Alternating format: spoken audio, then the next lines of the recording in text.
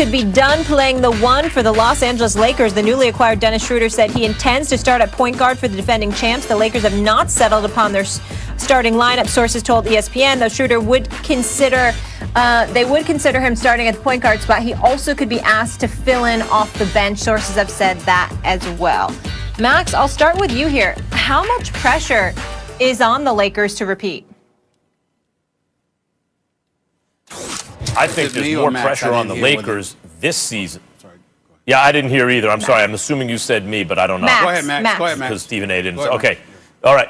I think there's more pressure on the Lakers to start this season, to win this season, than there was last season. Like, do you remember before last season that survey of GMs, right? I think it was right before the season started. It was late October or November.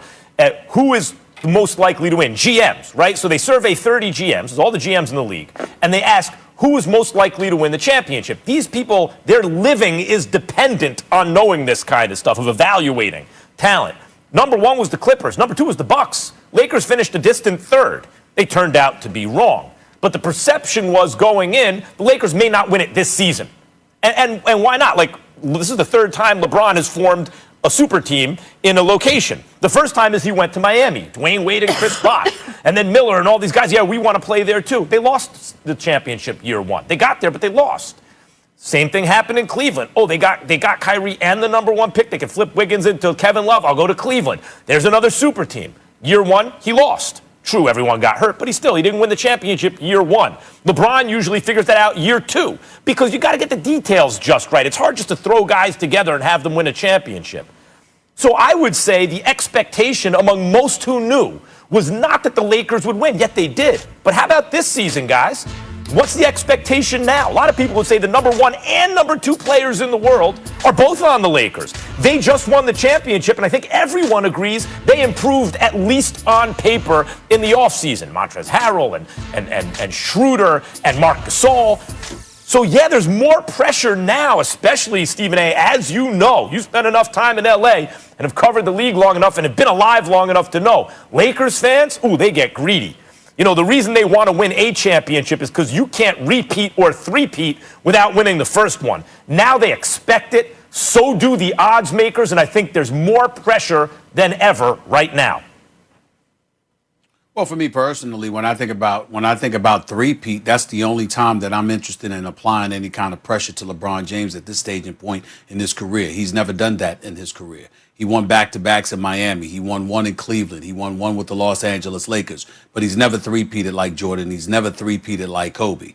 And so because of that, I would like to see that. I don't think that will happen. But then again, you never know with the arsenal that they've put forth. The bottom line is I don't think there's as much pressure on the Los Angeles Lakers to quote-unquote repeat outside of that. I think there's pressure on LeBron James to win another chip before he departs from L.A. since he'll have Anthony Davis. And by the way, speaking of Anthony Davis, congratulations to Clutch Sports and Anthony Davis. I don't know why the hell they're in the news for him not signing. It's a 2-year deal, it's a 3-year deal, or it's a 4-year deal. Either way you slice it, you're getting the max. What the hell is all the drama about? Sign the damn contract. Yeah, just tell them what you want. Are you really leaving Southern?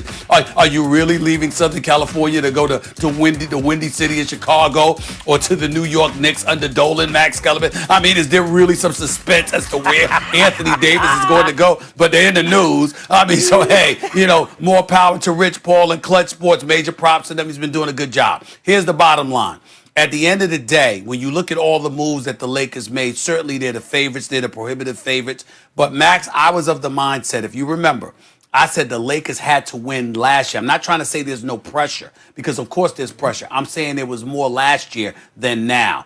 The reason why is because I firmly believed if they had lost last year and somebody else, say the Clippers, had knocked them off, all right, or God forbid Denver, okay, then what would have happened was it would have been that much harder for them to ultimately overcome, get over the hump, because there would have been even more pressure to bear on LeBron and Anthony Davis. They would not have won together.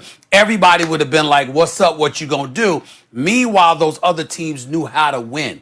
But the fact that that has not happened and the Lakers ended up handling their business in relatively dominant fashion, I might add, the bottom line is because they handled their business the way that they did and they won the chip and they already know how to win together, and they've gotten that off. Now they could just go and play basketball, may the best team win. They should be it. Again, there's pressure because they're the prohibitive favorite, but it's nothing compared to what it was last year, because if they had not won last year, it would have been significantly more pressure this season and beyond.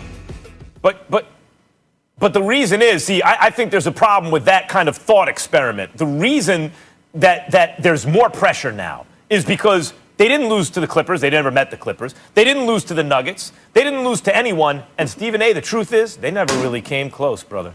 They never really came close. That was kind of an easy championship win. Not that winning any championship is easy, but we've seen teams get to a nail-biter Game 7 along the way, right? Right, they made it look easy. Could someone even take them to a Game 7? No.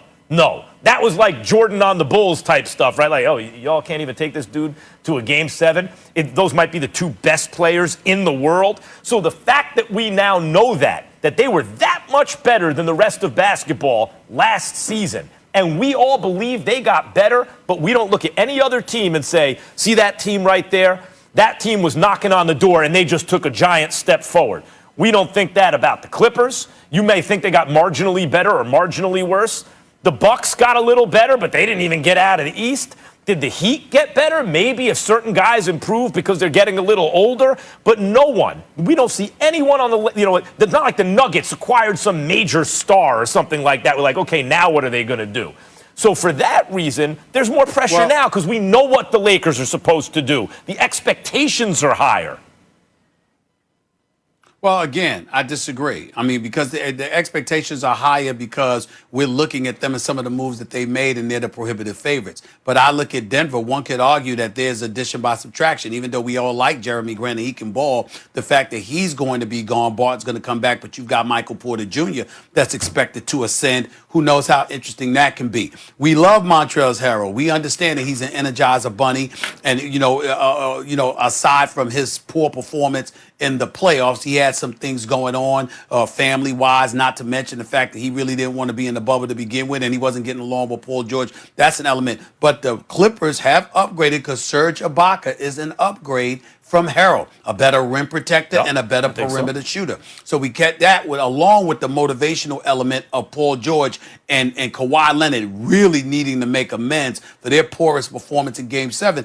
It could be very, very interesting. But in the end, the Lakers already won. They handled their business. They need to win another title again, sure. But this season, per se, even though they're the prohibitive favorite, if it doesn't happen, we'll get over it, and they'll come back the third season together.